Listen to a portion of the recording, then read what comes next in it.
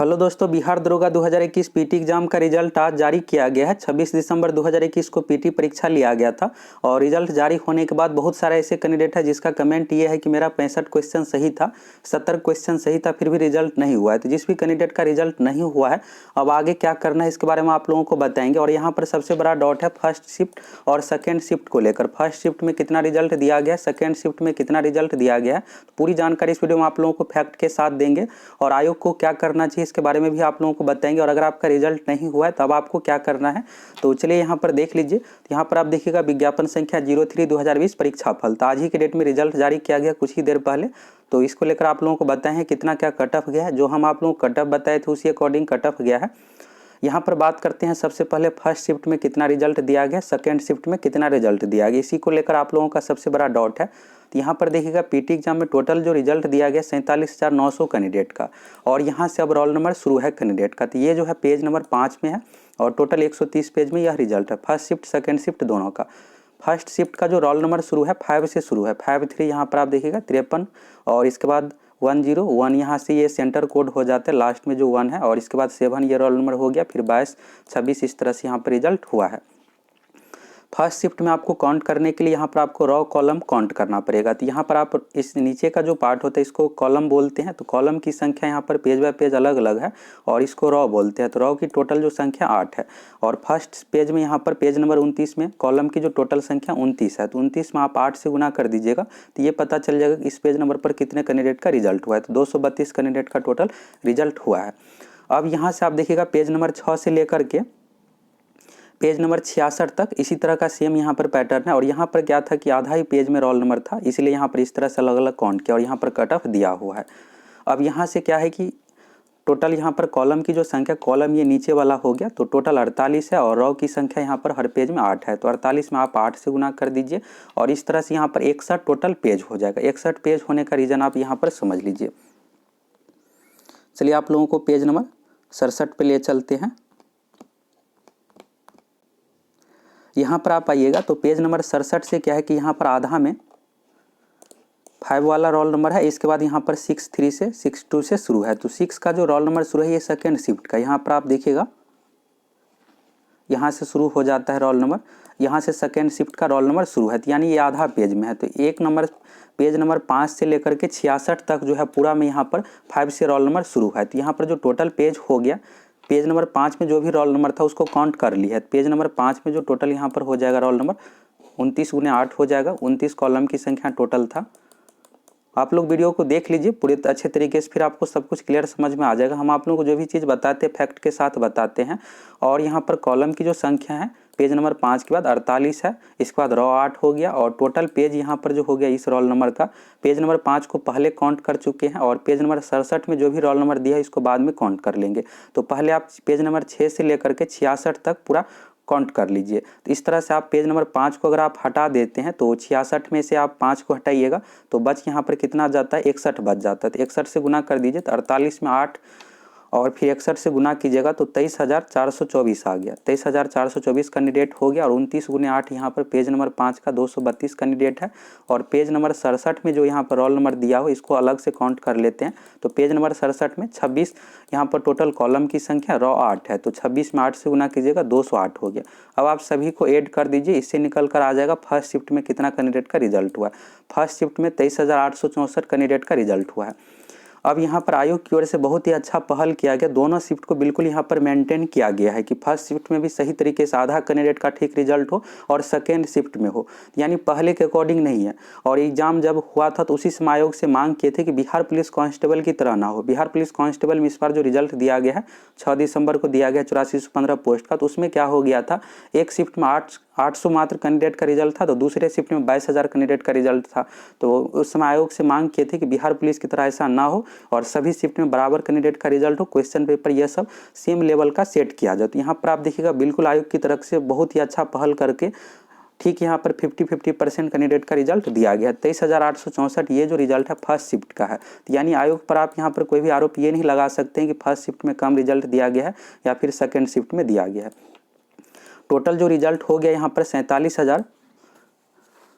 47,900 candidate का total यहाँ पर रिजल्ट दिया गया है, जिसमें से 23,864 फर्स्ट शिफ्ट का कैंडिडेट है और 24,036 सेकेंड शिफ्ट का कैंडिडेट है। तो मात्र 200 का यहाँ पर अंतर हुआ है। तो 200 का अंतर इसलिए हो जाता है कि जो भी कट ऑफ है जैसे 61.5 है तो पीटी एग्जाम में क्या किया जाता है, एक्स्ट्रा रिजल्ट दिया जाता है। 61.5 में जिस भी कैंडिडेट का मार्क्स आ रहा है सभी का सिलेक्ट कर लिया जाता है, इसमें नहीं छांटा जाता। फाइनल मेरिट में क्या होता है कि छांटा जाता है। 61.5 मार्क्स रहेगा तो भी आपका सिलेक्शन नहीं होगा। उस समय क्या होता है कि दो कैंडिडेट का मार्क्स समान रहने पर फिर डेट ऑफ बर्थ देखा जाता है, डेट ऑफ बर्थ समान रहने पर फिर इसके बाद यहाँ पर नाम का अल्फ़ाबेटिंग देखा जाता है। लेकिन पीटी परीक्षा में सभी का सिलेक्शन ले लिया जाता है। 23,864 हो गया फर्स्ट शिफ्ट का और सेकेंड शिफ्ट का जो हो गया 24,036। तो यहाँ से आप लोगों को सब कुछ क्लियर समझ में आ गया कितना क्या रिजल्ट दिया गया है।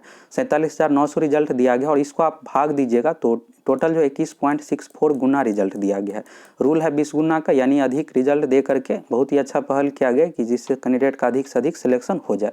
अब जो भी 47,900 कैंडिडेट है सभी का मेंस एग्जाम लिया जाएगा। तो यहाँ से आप लोगों का क्लियर हो गया कि फर्स्ट शिफ्ट और सेकेंड शिफ्ट को लेकर कोई भी यहाँ पर विवाद नहीं है। और कट ऑफ के बारे में आप लोग यहाँ पर देख सकते हैं।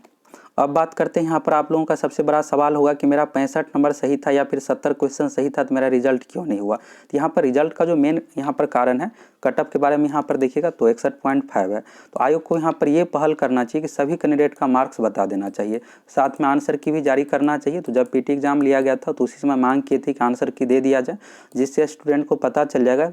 आप देखिएगा फर्स्ट शिफ्ट में भी और सेकेंड शिफ्ट में भी 3 से 4 ऐसे क्वेश्चन हैं जिसको लेकर विवाद है कि इसका आंसर क्या होना चाहिए। कुछ बुक में इसका कुछ और आंसर दिया हो, कुछ बुक में कुछ और दिया हुआ है। जैसे कुछ क्वेश्चन गलत भी था। अगर आप फर्स्ट शिफ्ट की बात करें तो एक राज्य सूची से रिलेटेड क्वेश्चन था, तो ये भी है, इसमें कोई भी ऑप्शन सही नहीं था, सही तरीके से नहीं था। एक था इस जाति प्रथा से रिलेटेड क्वेश्चन, तो ऐसे क्वेश्चन में क्या आंसर माना है कंफर्म नहीं रहता है। तो आयोग को यहाँ पर आंसर की जारी करना चाहिए था जिससे स्टूडेंट को डाउट ना रहे। अब यहाँ पर आयोग को क्या करना, जब चलिए आंसर की तो नहीं दिया गया, तो अब आयोग को सभी कैंडिडेट का पीटी का मार्क्स बता देना चाहिए। पहले के अकॉर्डिंग बात करें तो जब फाइनल रिजल्ट दिया जाता है उस समय पीटी का मार्क्स बताया जाता है। आयोग क्या करे कि एक सप्ताह में सभी कैंडिडेट का पीटी का मार्क्स बता दे, तो इससे कैंडिडेट संतुष्ट हो जाएगा कि मेरा रिजल्ट क्यों नहीं हुआ है। और अगली बार जो भी भर्ती दी जाएगी उसमें अच्छे तरीके से तैयारी में लग जाएंगे, इससे डीमोटिवेट नहीं होगा रिजल्ट नहीं रहने के कारण से। अब यहाँ पर आप लोगों का सबसे बड़ा डाउट होगा कि मेरा 65-70 क्वेश्चन सही था तो रिजल्ट क्यों नहीं हुआ। दरोगा एग्जाम में नेगेटिव मार्किंग भी, अगर मान लीजिए आपका 65 क्वेश्चन सही हुआ है और आप मिलाए कहाँ से ये भी डिपेंड करता है। बहुत सारे लोगों के द्वारा गलत आंसर की भी प्रोवाइड करवाया जाता है। जब पीटी एग्जाम लिया जाता है तुरंत बाद आप देखिएगा बहुत सारे टीचर के द्वारा भी वीडियो बनाकर दिया जाता है, तो उसमें बहुत सारे 4-5 क्वेश्चन गलत भी रहता है। कम से कम आपको 5 से 10 क्वेश्चन गलत देखने को मिलेगा। तो अगर आप ऐसे जगह पर आंसर की मिलाए हैं तो हो सकता है कि यहाँ पर आपका 70 मार्क्स आ रहा हो लेकिन रियल में आपका 60 क्वेश्चन भी सही नहीं होगा। तो आप लोग ऑथेंटिक होकर अगर आप 65 क्वेश्चन सही बनाए हैं तो बिल्कुल आपका यहाँ पर रिजल्ट हुआ होगा।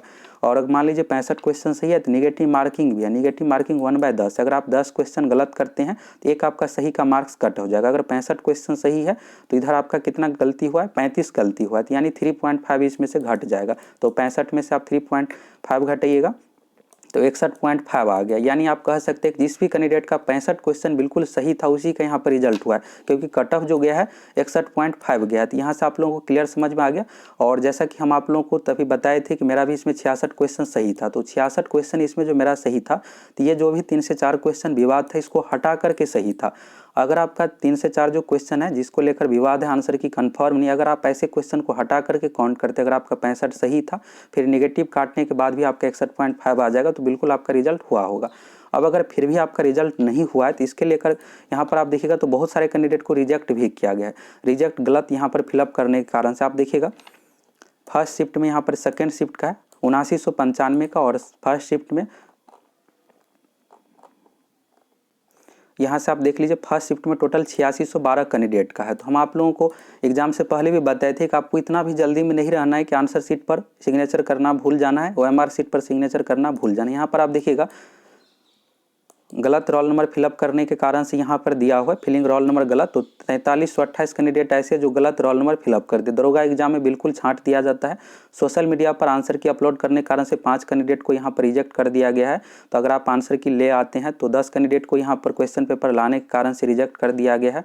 हिंदी राइटिंग नहीं लिखा था, कुछ candidate Hindi writing English writing भी ओएमआर शीट पर लिखना भूल गए। तो हो सकता है कि आपसे ये गलती हो गया हो, अनजाने में आपको नहीं पता हो, रोल नंबर गलत फिलअप कर लिए होंगे। तो हो सकता है कि इसी कारणों से आपका 70 नंबर या फिर 65 क्वेश्चन सही रहने के बावजूद ही आपका रिजल्ट नहीं हुआ है। तो आप लोग कंफर्म करके बताइए कि आपका कितना क्वेश्चन सही था और रिजल्ट नहीं हुआ। अब आयोग को क्या करना चाहिए, तो आयोग को सभी कैंडिडेट का पीटी का मार्क्स बता देना चाहिए कितना मार्क्स था, और जो भी कैंडिडेट का यहाँ पर रिजल्ट नहीं हुआ है तो जब पीटी का मार्क्स दिया जाएगा तो उसमें स्पष्ट आ जाएगा कि आपकी ओर से रोल नंबर गलत फिलअप किया गया था या फिर कुछ और। तो इससे कैंडिडेट अपना कंफर्म हो जाएंगे कि चलो मेरी तरफ से ही गलती था, आयोग की तरफ से कोई गलती नहीं था। तो आयोग को पहल करके सभी कैंडिडेट का मार्क्स पीटी का अभी एक सप्ताह में बता देना चाहिए, पहले के अकॉर्डिंग नहीं करके करना चाहिए। और इस बार आप देखिएगा कि एग्जाम बिल्कुल सही तरीके से लिया गया, सही तरीके से लेने के कारण से ही कट ऑफ बहुत अधिक नहीं बढ़ा है। अगर पिछली बार की तरह रहता कि ये स्टूडेंट आपस में बातचीत करते या फिर क्वेश्चन पेपर वायरल होता, आंसर की वायरल होता, तो ये कट ऑफ 65 से कम नहीं जाता, 65 से हाई ही चला जाता और इससे पढ़ने वाले कैंडिडेट का रिजल्ट नहीं होता है। तो यहाँ से आप लोगों को सब कुछ क्लियर समझ में आ गया।